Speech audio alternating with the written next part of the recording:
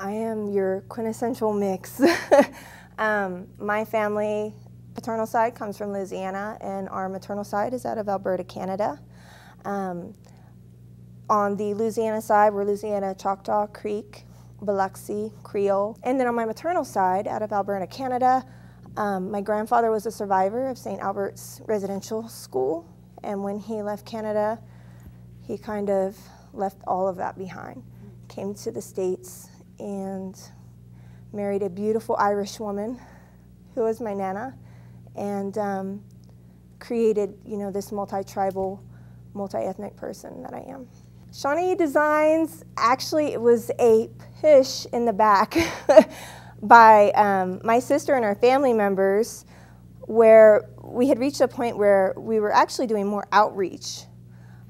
Families that hadn't been dancing for a while were coming to us and saying, could you help us make this particular style of dance, help us get our child dressed so that they can return to the circle, or maybe they had a death in a family and they were mourning for a long period of time and they wanted to return. So we were making outfits for families in these situations, and I was teaching at the time, and they said, well, you should really be doing this. This should be something that you're doing. And we talked it over, my husband and I, and we started taking just a few orders on the side.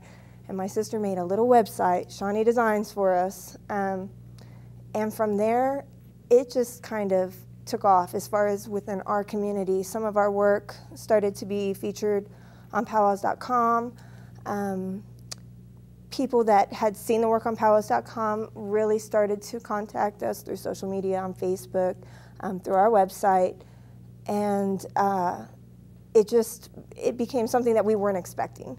We honestly weren't expecting, so it created a shift for me. I moved from education and coaching and working within our Native Student Services or Native kids to working on this art full time. Our children have reached the point where all of their involvement, learning the arts, dancing, going to our grounds, has become such a good, secure home feeling for them that they have no problem sharing it in school. They seek out opportunities in the community to shine. They say, Mommy, I see they're having a talent show. Can I dress in my jingle dress and dance?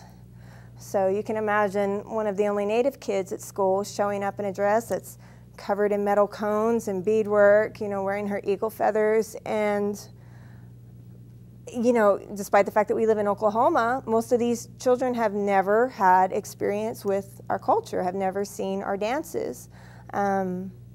They don't know proper etiquette when dealing with our cultural items when they're on, and our children just kind of step up to the plate and explain, this is what I'm wearing, this is why I'm wearing it, these are the things that I can show you, please don't touch these other things because they're special and we've prayed on them. So they're very well-rounded and assertive and comfortable where they're at this point, which makes me happy. For me, all of my strength lies in my culture and our prayers, and the type of support that our community provides for me, for us. And I usually don't say me, I always say us. It's hard for me to say me. I believe we did move around a lot when I was growing up. And one of the things that my husband and I talked about, because he got to stay in one spot and I didn't, I said, this is important to me, for my children, for our children, to have the support of their community, their grounds, everybody there to help hold them together, to let them know that the way they think, the way they pray, the way they feel is good, that it's right. So in my growth as a woman and as a mother, it's a sense of grounding. When everything is taken away at the end of the day, there's certain things that no matter how bad it gets, I know that we have these things here that aren't leaving anytime soon. Things that we're holding on to and have fought to hold on to give to our kids. So.